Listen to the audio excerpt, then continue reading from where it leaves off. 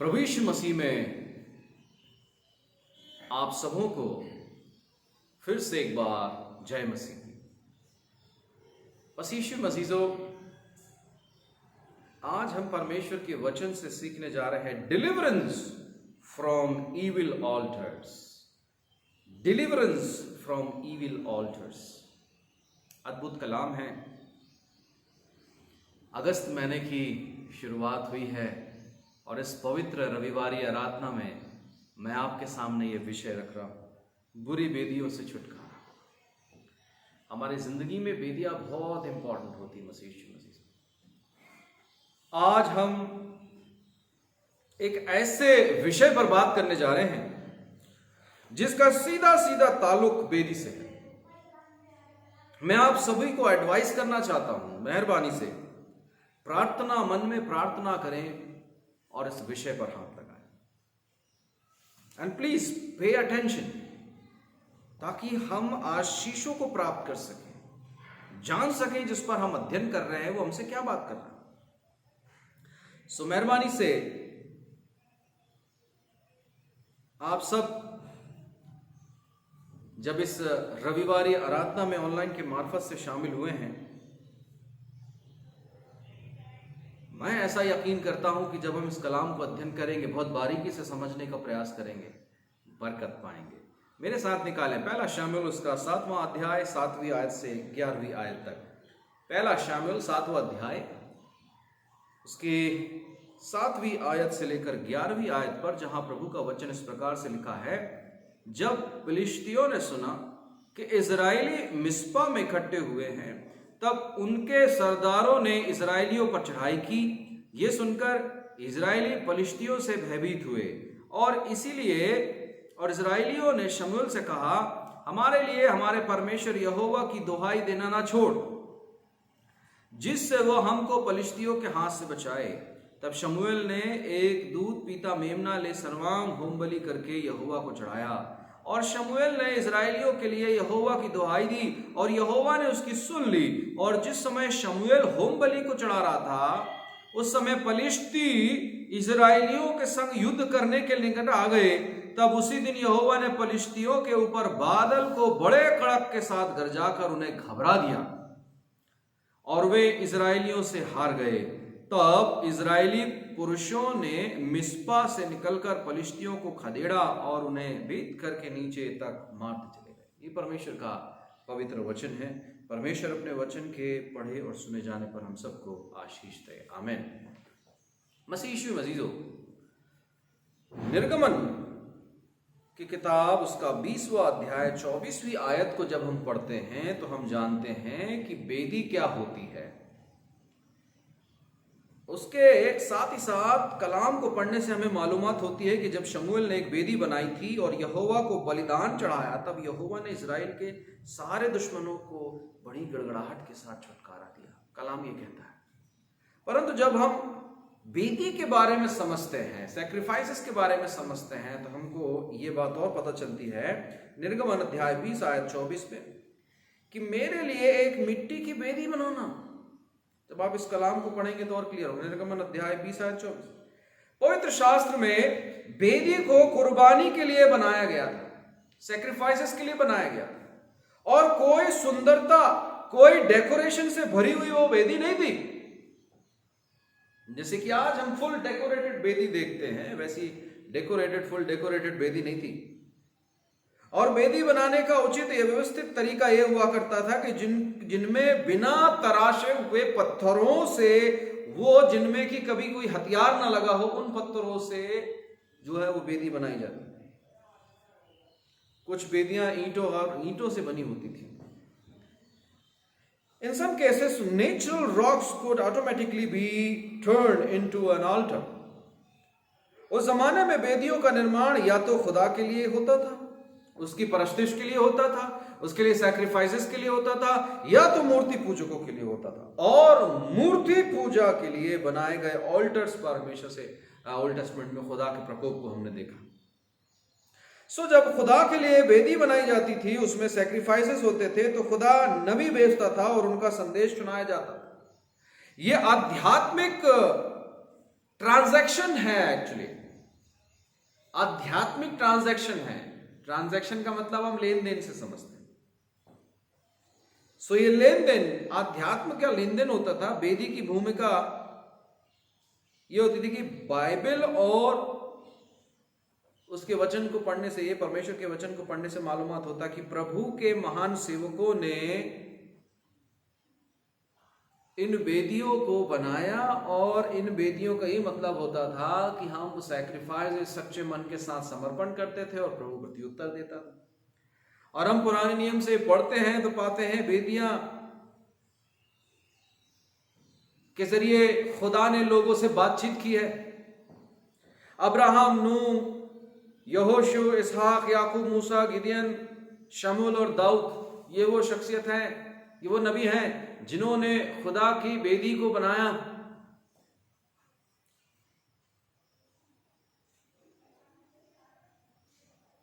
और मैं आपको यह भी बताना चाहता हूं कि एक वेदी को बाइबल में ऐसा भी बताया गया है कि जहां पर बलिदान के लिए जानवरों का वध किया जाता था, यानी वो स्थान जहां से खून बहाया जाता है और जहां खून रोता है।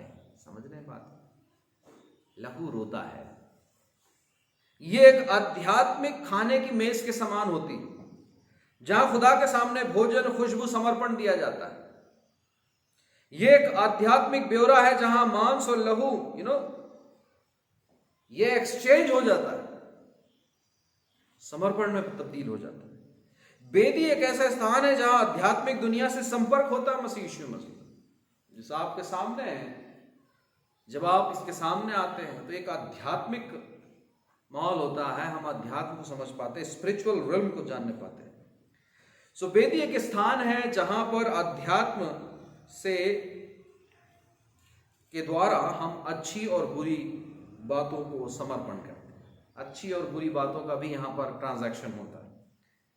एक ऐसा स्थान है जहां साफ मन और बुरा मन, ध्यान से समझने की बात है, साफ मन और बुरा मन दोनों सहभागी होते हैं। वेदी एक ऐसा स्थान है जहां पर वाचा बांधी जाती है खुदा के साथ, जहां पर विचार होते हैं, जहां पर निर्णय किए जाते हैं। अब ये निर्णय चाहे सकारात्मक हो या नकारात्मक हो, परंतु ये स्थान है जहां पर वाचाएं बांधी जाती है।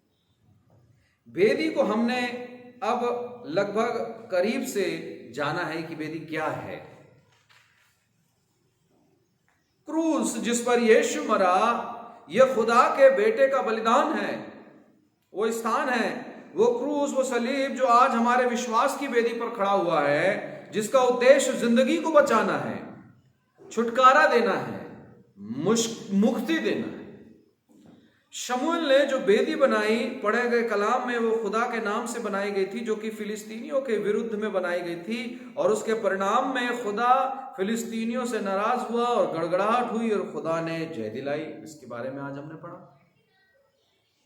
आप इस प्रकार दुआ में कह सकते हैं, मसीह यीशु मसीजो, मैं आपको ये बात कहना चाहता हूं, पहली बात कि जिसको आप व्यक्तिगत रूप से अभी अपना सकते हैं, कि मेरे और मेरे परिवार के खिलाफ खड़ी की गई हर एक शैतानी वेदी यीशु मसीह के नाम से उसके आग से ढा दी जाए। आप दुआ कर सकते हैं कि आई रिफ्यूज, मैं यीशु के नाम से किसी भी स्थानीय वेदी के कैद से छुटकारा चाहता हूं, प्रभु मुझे आजाद कर। तीसरी बात, आज के सिनेरियो में ये लोकल ऑल्टर्स जिंदगियों को नष्ट कर रहे हैं मसीह यीशु मसीजो। ये स्पिरिचुअल रिल्म में हो रहा है, जो हमारे चारों तरफ है, जो हमारे इर्द गिर्द है। मैं आपको कुछ वेदियों से इंट्रोड्यूस कराना चाहता हूं, ताकि हम इन वेदियों को, इन ऑल्टर्स को जानने पाएं कि दरअसल ये ऑल्टर्स क्या होते हैं, कैसे होते हैं। हमारे सामने बचपन से लेकर आज तक एक सिंपल ऑल्टर है, जिसके सामने हम आते, बाव डाउन होते, दुआ करते, प्रार्थना करते, खुदा से मन्नत मांगते, उसको पूरा करते और चले जाते। फिर खुदा के पास आते, उसका शुक्र करते हैं। दिस इज एन ऑल्टर, जिसके सामने हम बाव डाउन करते हैं, जिसके सामने हम मन्नतें मांगते हैं। बट देयर आर वेदी, there are altars like cross road altars, जिसको आप चौराहा वेदी के समान कह सकते हैं। हर एक चौराहों में एक प्रकार की वेदियां, जहां पर लोग नतमस्तक होते हैं और सजदा करके निकल जाते हैं। एक वेदी होती ट्री ऑल्टर्स, पेड़ों पर वेदी, लोग उन निशानियों की वेदियों के सामने झुकते सजदा करते हैं और उसको नमन करते हैं, और एक वेदी होती है। इसके बाद होती है photography alters. What is photography alters? एक फोटो को बना करके एक फ्रेम में कस करके उसके सामने नतमस्तक होना। एक होती है इमेज ऑल्टर, एक इमेज दिल में बसी होती है और उस इमेज के सामने आदमी नतमस्तक होता है। एक होती है रिपोर्टिंग ऑल्टर, एक होती है क्लॉथिंग ऑल्टर, क्लॉथ से ढकी हुई वेदी, और उस क्लॉथ से ढकी हुई, उस पर्टिकुलर कलर से ढकी हुई वेदी के सामने लोग नतमस्तक होते हैं। एक होती है river altar. What is river altar? लोग रिवर को और उस पे पाए जाने वाले जीव जंतुओं की उपासना करते हैं। एक होती फॉरेस्ट ऑल्टर, जो जंगल में जंगल के वीराने में, विल्डरनेस में वो दुआ प्रार्थना करते ताकि उस विल्डरनेस में खुदा से संपर्क नहीं, परंतु उन जानदारों से, उन दुष्ट आत्माओं के द्वारा से अपने गेन के लिए सैक्रिफाइसेस करना। एक होती है body part altar. What is body part altars? Things like placenta, hair and the other body parts used to destroy lives. एक होती है astral altar. What is astral altar? Astral altar जो ज्योतिष विज्ञान के जरिए तारों की पूजा पाठ करना और सैक्रिफाइसेस करना। एक होता है ऑल्टर्स ऑफ इविल ट्रांसफर, उन दुष्टात्माओं को किसी और के ऊपर भेजना। एक होती है फैमिली श्राइन्स, एक होती है physical altar. What is physical altar? लोगों को किडनैप करके उनको सैक्रिफाइसेस करना। व्हाई? ये थोड़ा आपका अटेंशन यहां पर मैं लाना चाहता हूं। What is physical altar? Road नहीं बन रही, पुल नहीं बंध पा रहा, बांध नहीं बंध पा रहा, तो क्या करना है? ह्यूमन सैक्रिफाइस करना है, न्यू बॉर्न में भी सैक्रिफाइस करना है, मेल सैक्रिफाइस करना है, निर्दोष सैक्रिफाइस करना है। That is called physical altar. And then एक और ऑल्टर मैं आपको बताना चाहता हूं, it is altar of curses, अभिशाप की वेदी। What is the use of altar? Altar of curse. प्रभु यीशु मसीह में अजीजों, उन वेदियों में सिर्फ उन लोगों के लिए कर्सेस किए जाते हैं जिनको आप पसंद नहीं करते, जिनको आप नफरत करते हैं, उन वेदियों को उनके सामने आप कर्स करते हैं। प्रभु यीशु मसीह में अजीजों, ना सिर्फ हमारे देश में बल्कि पूरे विश्व में तरह तरह के ऑल्टर्स हैं जो जिंदगियों को बर्बाद कर रहे हैं। मसीही जीवन, मसीजों, एक ऐसा अध्यात्म जीवन है जिसमें युद्ध चलता रहता है, क्योंकि हमको हर रोज अपना क्रूस उठाकर चलना पड़ता है। जब पवित्र प्रभु यीशु मसीह के दुश्मन थे तो हम तो पापी हैं, तो हमारे दुश्मन क्यों नहीं होंगे?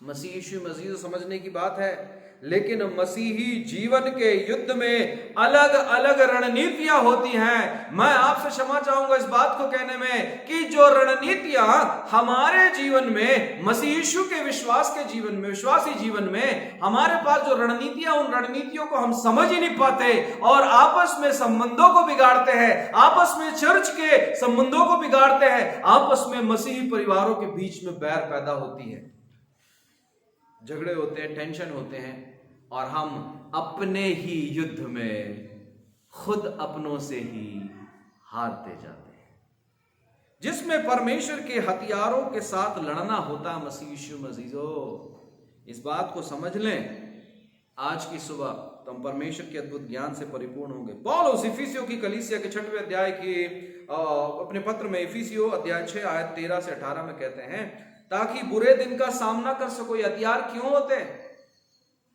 क्यों सामना करना है हथियारों के साथ? हथियारों के साथ इसलिए सामना करना है कि हम बुरे दिनों का सामना कर सकें, स्थिर रह सकें। सो कौन से हथियार है जिनके साथ हमें इस युद्ध में लड़ना है? सत्य से अपनी कमर कसकर, धार्मिकता की झिलम पहनकर, पांवों में मेल की जूतियां, मेल और सुसमाचार की तैयारी के जूते पहनकर, विश्वास की ढाल लेकर, उद्धार की टोप, आत्मा की तलवार जो परमेश्वर का वचन है ले लो, आत्मा में प्रार्थना और जागते रहो। इतना साहस चाहिए। ये तो लगता है हथियार तो है, चलाना ही नहीं आता।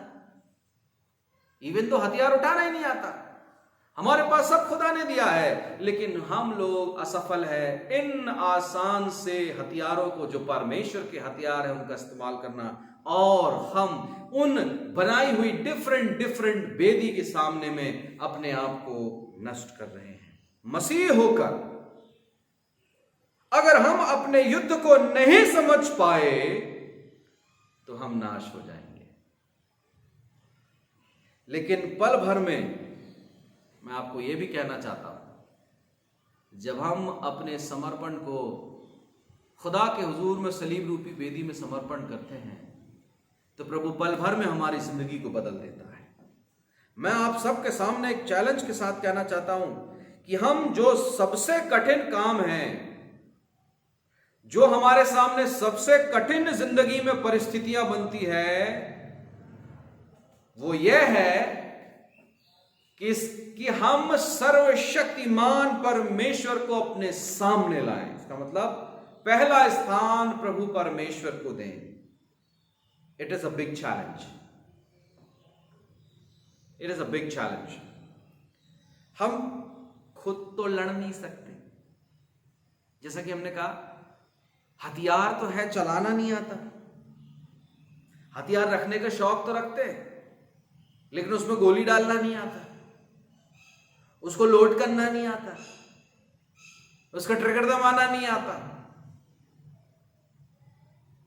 हथियार खुदा ने परफेक्ट दिए हुए हैं, मेल करना नहीं आता, इतना साहस नहीं करना आता, और हम खुद लड़ने को तैयार हो जाते हैं, जबकि युद्ध में हमें लड़ना ही नहीं आता। मसीह यीशु